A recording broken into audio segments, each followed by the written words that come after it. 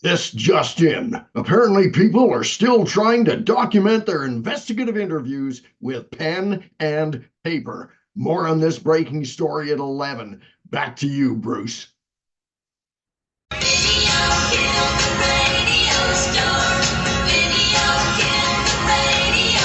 Well, hello, fellow investigative interviewers.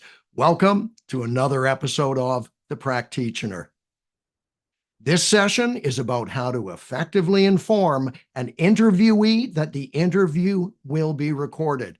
Now, we shouldn't have to spend much time debating whether we should record, as that argument actually ended years ago. However, I will take a few moments because I still hear from some interviewers that recording isn't necessary and handwritten notes and statements are sufficient.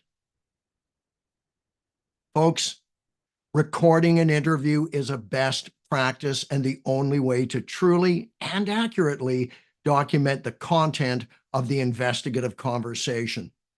Here are a few reasons to record. It helps supervisors confirm the accuracy of investigative reports. It preserves the word choice and even vocal inflection and tone for assessment in cases where an interviewer might have perceived information differently than the way a witness might have intended it to be taken. It assists both the prosecution and defense lawyers to understand the evidence before and at trial. It helps the interviewers evaluate their performance. Commits the interviewee to an account that could be used at trial should he become hostile or adverse at trial. It could be used by the witness to refresh her memory prior to giving evidence at a trial or hearing. Recorded interviews can be used to show the history of a witness's memory. And the most important reason, it shows everyone that you did a wonderful interview. Recording the interview has become an expectation by professional investigators and those who will adjudicate the results of the investigation. So, do we have to inform an interviewee that we will be recording them? The simple answer is yes. We should be transparent and ethical by informing him and ensuring that he understood. Generally, we do not have to obtain consent unless it's stipulated in policy or legislation. Regardless, it would be unethical to conduct an interview without recording it, as it would lower the standard of the investigation and possibly increase the likelihood of an erroneous decision. An absence of electronic recording could interfere with the integrity of an investigation, something we should vehemently prevent. This means that even in cases requiring consent, it would be imprudent to conduct an interview in a manner that could be detrimental to the quest for truth, meaning not recorded and therefore not available for scrutiny after the fact. There is just too much at stake. People's lives would be on the line. So what do we do when an interviewee doesn't want to be recorded? The first step is to find out why, as there could be an understandable reason, such as a fear that it would be released to the public, for instance. Having a friendly discussion about these fears and explaining the value of recording is often enough to have them accept its necessity. Great. But what do we do with the interviewee who is adamant he won't take part in a recorded process? Should we simply kowtow to the stance and do an unrecorded interview, even though it would lead to a subpar result? Should we go back to pen and paper and lose the conversational benefit of a recorded process? Should we willingly engage in a process that would not be as productive, and even if it did yield detail, wouldn't be easy to reproduce for evidentiary purposes later? Let me ask you this. If you were conducting a search and the property owner told you he would only allow the search if you didn't wear rubber gloves, and you knew that following this demand would render the DNA yield valueless, would you still do the search? Better yet, if you had a scene perimeter set up, would you allow the property owner on the scene, if he were a suspect, just to get his permission, even though his presence would interfere with the integrity of any DNA located? Although there may be occasions where you would have to be flexible, they would be an exception and not the norm. In the case of an interview, there would rarely be a reason to do one that would be of no value to the investigation. For that reason, it would be acceptable and often prudent to explain that you cannot lower the standard by doing an unrecorded interview.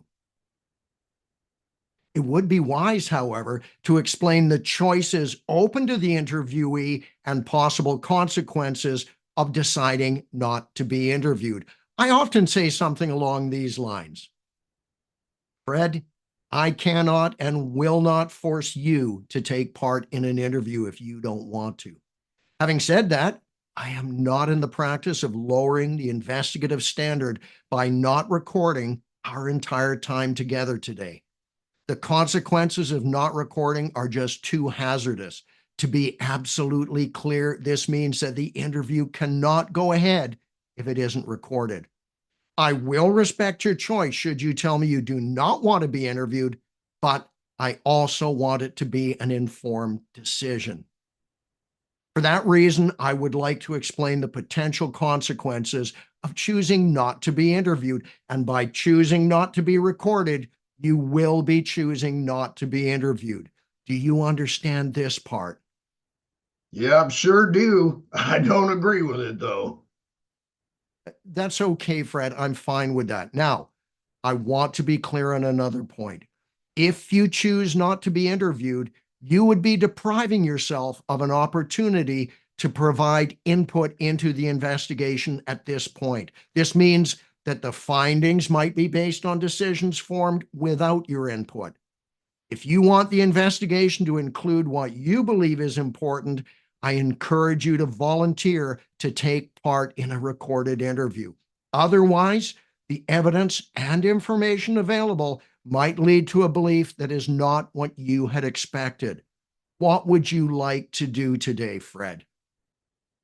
Bruce, like I said before, I'll do the interview, but not if it's recorded. No way. Okay. I'll take that to mean you're choosing not to be interviewed as part of this investigation. As an added layer against any criticism that you had not allowed the interviewee to be interviewed, perhaps asking him to call you back after having sought advice from a lawyer might be wise. Although this could apply to both police and non-police interviews, it is arguably the latter that would suffer most if not recorded, because it is based on a balance of probabilities decision, often reliant upon a credibility assessment. Decisions require detailed information, and unrecorded interviews don't preserve the detail in an accurate way. It is the role of a professional investigator to control the process so that the investigative integrity is not lost, and this often takes courage. Well, we've covered dealing with an interviewee who doesn't want to have the interview recorded in its entirety. But what about the interviewers who want to limit the recording time to what takes place after the engage and explain phase? The best way to convince you to record the entire process from before anyone enters the room until after everyone is left is to point out what would not be provable without that footage. You wouldn't be able to show that you had been suggestive prior to the account phase, and that would include your word choice. It would be difficult to prove that you had taken the time to cover the engage and explain components that are often necessary to demystify the process and build the connection we call rapport. This may lead others to believe that you skipped crucial steps, culminating in the interview goals, obtaining information high in quantity and quality, not being achieved.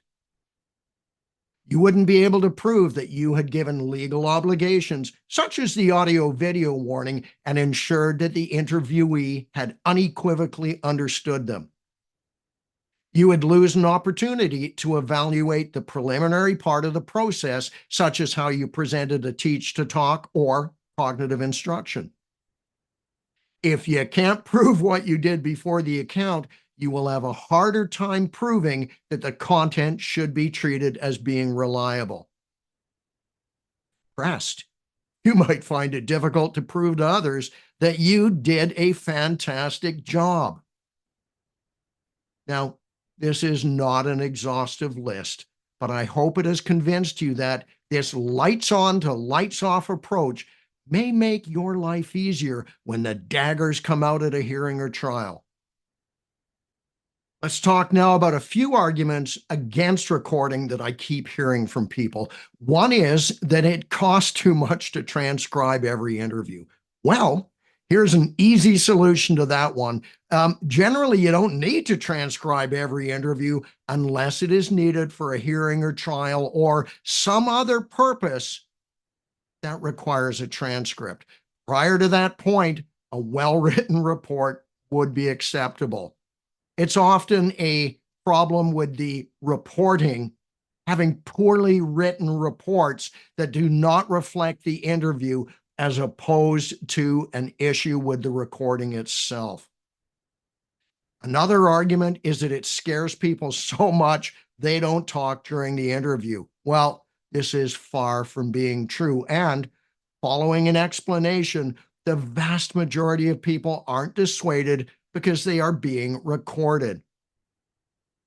Well, my friends, often we lack the confidence to do what we should do to preserve the integrity of our investigation.